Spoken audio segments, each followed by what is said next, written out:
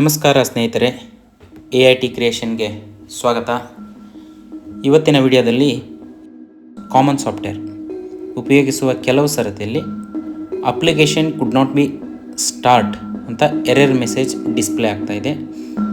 So ಇದರಿಂದ ಸಾಫ್ಟ್ವೇರ್ನ ತೆರೆಯಲು ಅಂದರೆ ಉಪಯೋಗಿಸಲು ಸಾಧ್ಯವಾಗ್ತಿಲ್ಲ. ಯಾಕೆ ಈ ಪ್ರಾಬ್ಲಮ್ ಬರ್ತಾ ಇದೆ, ಇದಕ್ಕೆ ಕಾರಣ ಏನು ಅನ್ನೋದನ್ನ ನಾವು ಮೊದಲಿಗೆ ತಿಳ್ಕೊಳ್ಬೇಕು.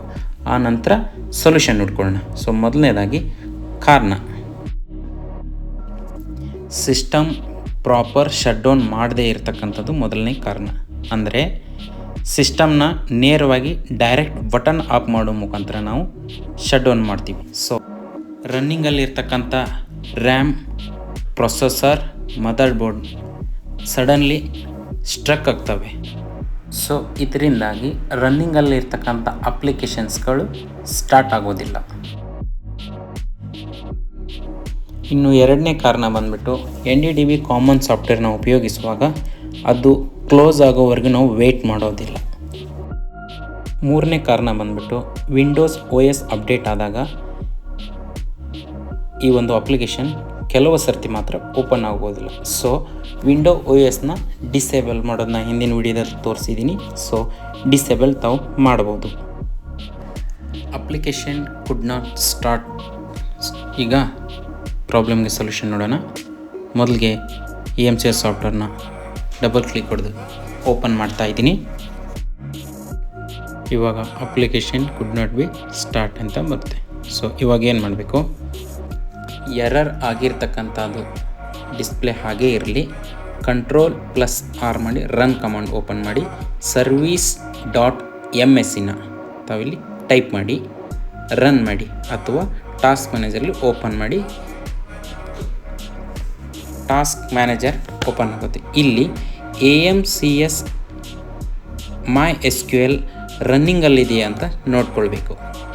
ಇವಾಗ MySQL ರನ್ನಿಂಗಲ್ಲಿದೆ.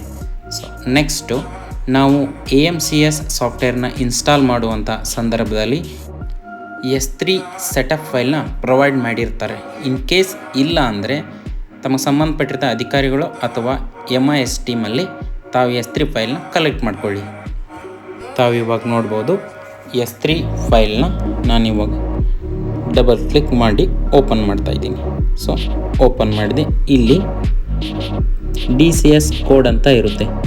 ಸೊ ಎಂಟರ್ DCS ಕೋಡ್ನ ನಿಮ್ಮ ಸಂಘದ AMCS ಐಡೆಂಟಿಟಿ 0 ಇಂದ ಸ್ಟಾರ್ಟ್ ಆಗಿರ್ತಕ್ಕಂಥದ್ದನ್ನು ಎಂಟರ್ ಮಾಡಿ ಅಲ್ಲಿ ರೀಸ್ಟೋರ್ ಲಾಗಿನ್ ಮೇಲೆ ಕ್ಲಿಕ್ ಕೊಡಿ.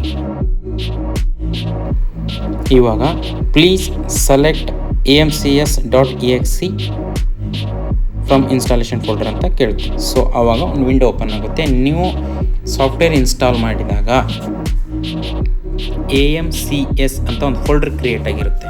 ಸೊ ಆ ಲೊಕೇಶನ್ಗೆ ಹೋಗಿ ಅದನ್ನು ಓಪನ್ ಮಾಡಿಕೊಂಡು ಸೆಲೆಕ್ಟ್ ಮಾಡ್ಕೊಳ್ಬೇಕು. ಇವಾಗ ನಾನು D ಡ್ರೈವಲ್ಲಿದೆ. D ಡ್ರೈವಲ್ಲಿ AMCS ಅಂತ ಫೋಲ್ಡರ್ ಕ್ರಿಯೇಟ್ ಆಗಿದೆ. ಅದರ ಮೇಲೆ ಡಬಲ್ ಕ್ಲಿಕ್ ಮಾಡಿ ಮೂರನೇ ಆಪ್ಷನ್ ನೋಡಿ AMCS.exe ಅಂತ ಸೆಲೆಕ್ಟ್ ಆಗುತ್ತೆ. ಸೊ ಇವಾಗ ಆಟೋಮೆಟಿಕ್ಕಾಗಿ ಅದು ಲಾಕ್ ಓಪನ್ ಆಗಿರುತ್ತೆ. ಮೆಸೇಜು ಹೊರಟೋಗಿರುತ್ತೆ ಇವಾಗ. ಸೊ ಲಾಗಿನ್ ಆಗಿ ಇನ್ ಕೇಸ್ ಅವಾಗ ಆಟೋಮೆಟಿಕ್ಕಾಗಿ ಎರರ್ ಮೆಸೇಜ್ ಹೋಗಿಲ್ಲ ಅಂದ ಪಕ್ಷದಲ್ಲಿ ಕ್ಲೋಸ್ ಮಾಡಿ ತಿರ್ಗಾ ಸಾಫ್ಟ್ವೇರ್ನ ಓಪನ್ ಮಾಡಿ 100% ಓಪನ್ ಆಗೇ ಆಗುತ್ತೆ.